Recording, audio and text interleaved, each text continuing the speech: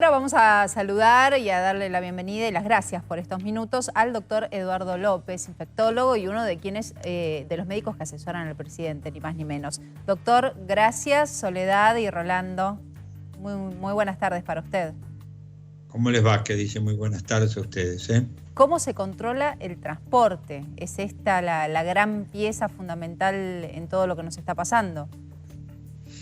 Bueno, yo no soy un experto en transporte, pero es evidente que el transporte es un lugar donde uno puede transmitir fácilmente el coronavirus COVID-19, porque un vagón puede llevar 200 pasajeros, igual que un vagón de subterráneo. Además, subterráneo es un lugar semi-encerrado, diríamos con poca aireación, con lo cual a usted ahí rompe el distanciamiento social y es mucho más fácil contagiarse, y lo mismo el vagón. En los transportes de tipo colectivo o ómnibus, uno puede armar mejor el distanciamiento social. Por eso es que yo creo que se va a tener que trabajar muy fuerte el Ministerio de Transporte y los expertos para poder analizar esto, porque es un punto importante donde el riesgo de contagio está. Para conocimiento del público, el metro de Madrid y el metro de Nueva York fueron dos de los lugares donde hubo mayor contagio y de transmisión del coronavirus en esos países, ¿no? O sea que ya sabemos lo que pasó en otro lado y sería interesante que no suceda acá.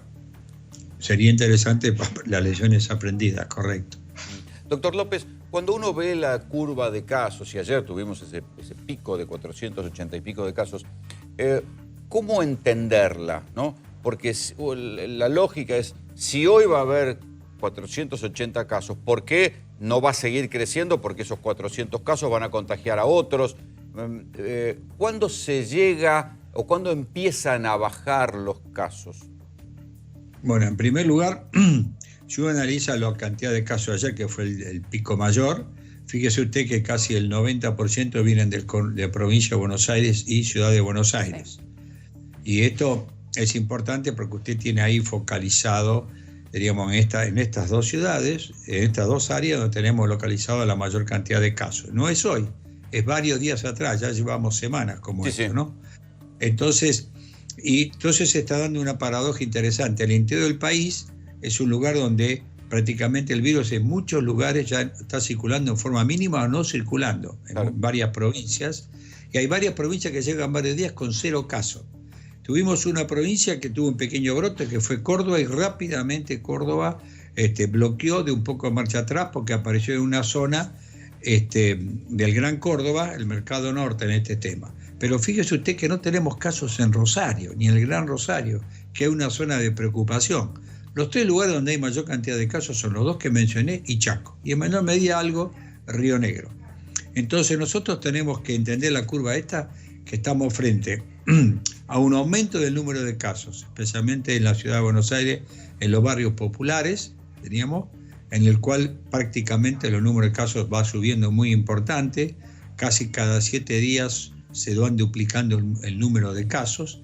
Entonces es posible que los casos vayan a seguir subiendo día por día y va a seguir la curva ascendiendo. Claro, pero ¿qué sería lo que puede cortar ese crecimiento y esa multiplicación de casos? Porque hasta ahora, ahora se está acelerando la velocidad. Está pasando lo que pasaba antes, que venía bajando la velocidad.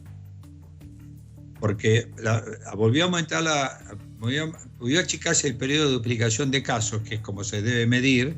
O sea, ¿cuántos días usted tarda en duplicar los casos? Cuando más días usted tarda, es porque tiene menos casos, ¿está bien? Sí. Cuanto menos tarda, es porque hay mayor cantidad de casos. Y esa velocidad se aumentó muchísimo en Ciudad de Buenos Aires y conurbano. Esa enfermedad aumentó mucho, especialmente en los barrios vulnerables, especialmente en los barrios populares. Entonces hay que ir a trabajar los barrios, como se está haciendo. Tiene que haber una conjunción a título personal, esto de Ciudad de Buenos Aires y de Nación, para sinergizar y potenciar los 2 lugares, diríamos, para ir a testear los casos sospechosos, a buscarlos, a testearlos, a los convivientes familiares lo mismo, y a los contactos estrechos para evitar la transmisibilidad del virus.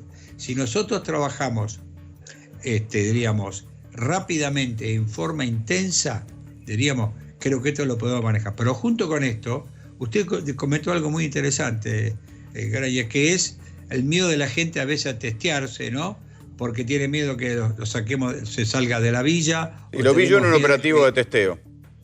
Sí, exactamente. Entonces hay que trabajar mucho con organizaciones sociales, con los que son influyentes en el buen sentido en la villa, diríamos, como pueden ser los curavilleros, las iglesias evangélicas, las organizaciones sociales, de manera tal que actúen ayudando y complementando esta tarea tan importante que es detectar el caso sospechoso. El caso sospechoso, nosotros lo que hacemos es testearlo y si es positivo, deberíamos ir en lo posible a un centro de aislamiento, no por muchos días, por 7 a 10 días, y después vuelve otra vez a su hogar, digamos. Es que el temor que tiene la gente es que cuando vuelve lo traten como un apestado. Estigmatización.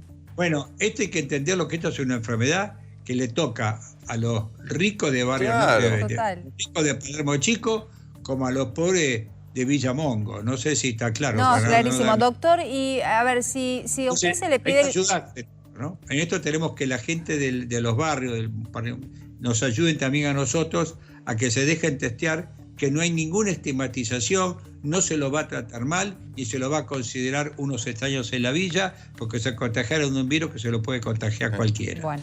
Doctor, le agradecemos Gracias. mucho contacto, como siempre. Muy un abrazo. amable. No, muchas gracias, Araña, por llamar, y ayudémonos entre todos para este tema. ¿Cómo no? Gracias, es muy doctor. importante porque los barrios populares forman parte de la ciudad, Claro que no sí. son fuera de la ciudad, son compañeros nuestros de la misma ciudad que el resto de la gente, ¿no? Por supuesto. Claro que sí. Gracias.